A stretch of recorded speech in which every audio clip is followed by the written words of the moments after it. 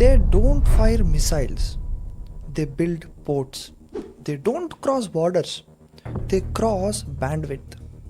This isn't a war of soldiers, it is a war of systems.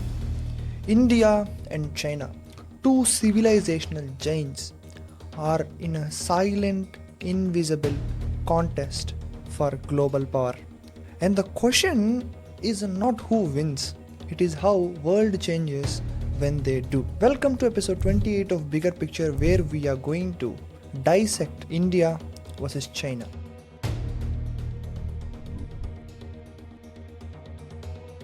This isn't a war you can see on the map. There are no conquests, no treaties, no ceasefires. This is a contest fought through currency, code, and connectivity, where influence matters more than invasion. Both India and China are competing to shape the global order, not just through military strength, but by defining the norms of trade, tech, diplomacy, and culture. They are setting the tone for what 21st century global leadership looks like. For China, the approach is one of scale. State-driven development, centralized decision-making, and infrastructure diplomacy are its primary tools. With initiatives like Belt and Road, China is rewriting the rules of global engagement through hard money and hard roads. India, on the other hand, offers a different proposition. It brings a chaotic, democratic, but deeply human model. It's not as fast, it's not as sharp, but it's organic. It grows in dialogue, not in decree, and increasingly it's being seen as a more reliable voice in a fragmented world. This isn't a fight for territory. It is a fight for future architecture. A silent war where the battlefield is influence, not invasion.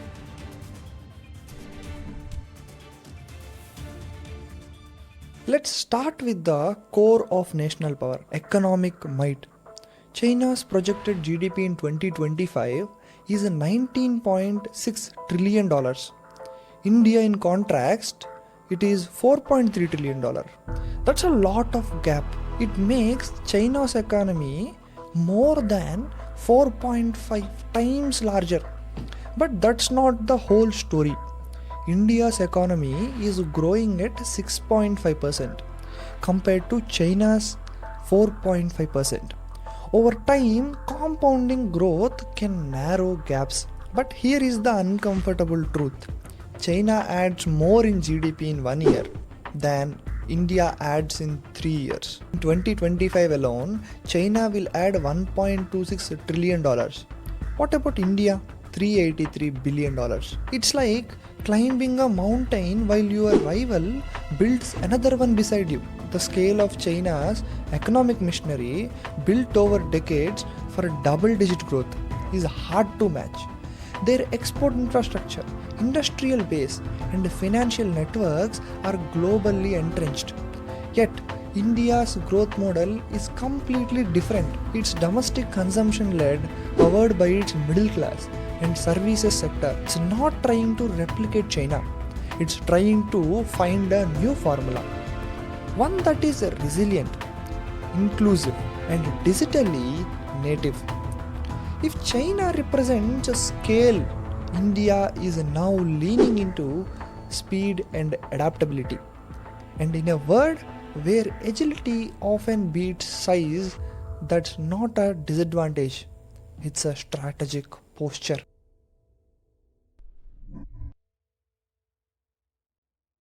India's trump card isn't just growth, it's transformation. And the transformation is most visible in technology. In 2024, India accounted for 70% of all digital payments through UPI. Its digital public infrastructure, DPI model, open, interoperable, inclusive, has caught global attention. While China's digital ecosystem, if you observe, is massive, but it is closed, state driven, and often monopolistic. India's system is decentralized and it allows for innovation at scale. Startups in India have surged past expectations. And since 2022, the Indian tech sector has outperformed China's tech sector in pace and product diversity. Foreign investments also continue to flow into Indian tech, not just because of market size alone, but because of digital potential. India's innovation push is visible in global rankings. From 81st in Global Innovation Index in 2015, India claimed to 39th in 2024. Patent filings are rising in India. The talent base is young, trained, and increasingly global. In defense, India's exports have jumped to $2.8 billion in 2025 financial year, a 34-fold increase over a decade. Domestically produced equipment here in India is being cleared for active deployment. You see, Gaganyaan, India's first human space machine, is preparing for launch in 2025, reinforcing India's entry into elite space faring circles. And there is one factor that underpins all this: India's demographics. A young, connected population that is building and consuming at the same time. In a world aging fast, India is still growing.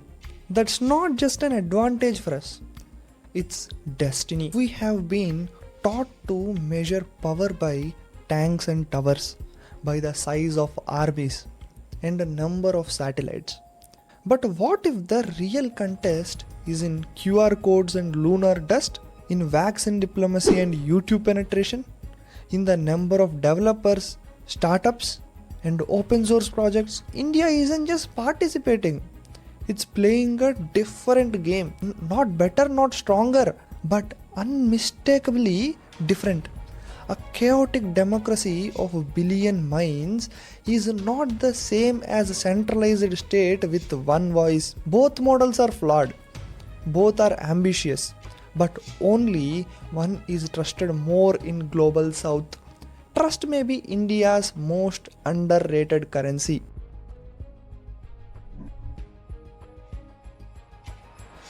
Even as India rises, it carries weight on its back. Structural, logistical, and strategic burdens that slow down its ascent. The trade deficit with China continues to widen. In 2025, it is expected to cross $100 billion. India still imports critical components, from APIs to pharmaceuticals to semiconductors, solar panels, and telecom hardware too. Dependency is not dominance. Research and development spending remains low, around 1% of our GDP. While China is investing over 2.5% in sectors like AI, quantum computing, and advanced manufacturing, India still trails. China has already deployed 6th generation fighter prototypes. India is finalizing plans for 5th generation aircrafts. In infrastructure, the gap is visible in everything, from rail speeds to port capacities. India's policy reforms are often caught in bureaucratic loops. Land acquisition, judicial delays, federal friction slows big ticket projects. China, with its top-down model, can build in months what takes India years. In global influence too, China's presence is deeper. Its Belt and Road Initiative has reshaped diplomacy through infrastructure. India, by contrast, has preferred symbolic partnerships over transactional investments.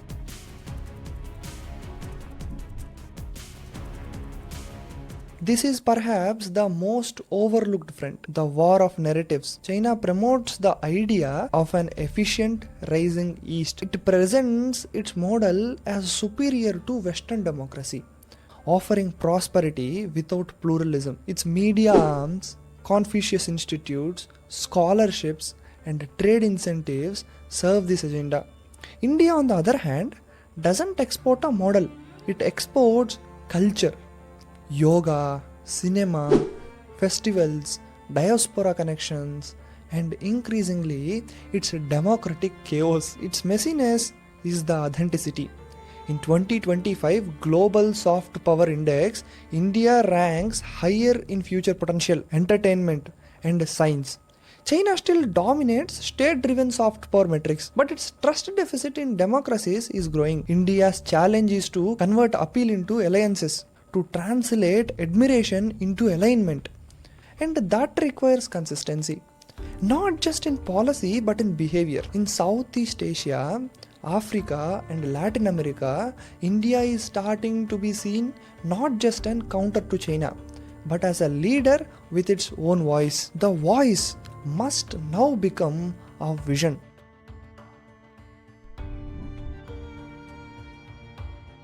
If this is a silent war, the loudest weapon will be time. India's trajectory depends on sustained reforms, especially in education, trade, and infrastructure.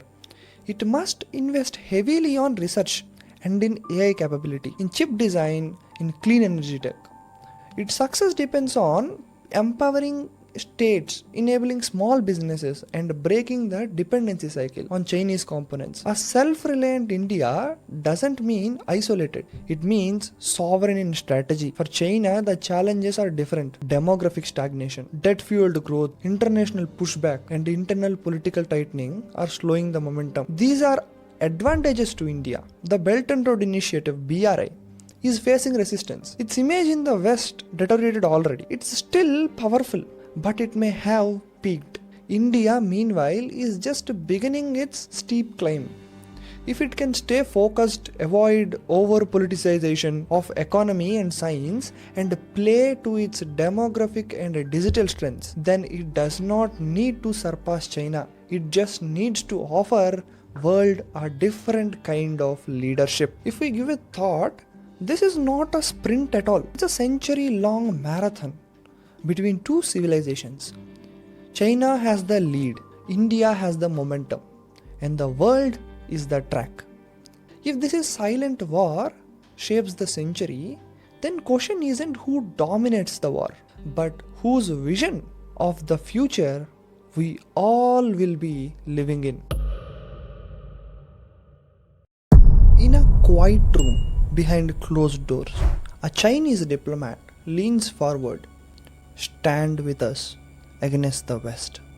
Weeks later, a US official in India at New Delhi offers military tech, calls India a natural ally. One side, the dragon, powerful, aggressive, and other, the eagle, welcoming, strategic. And India still walking the tightrope. In a world split by rivalry, India is being courted by both. But can it stay neutral forever? This is episode 27 of The Bigger Picture.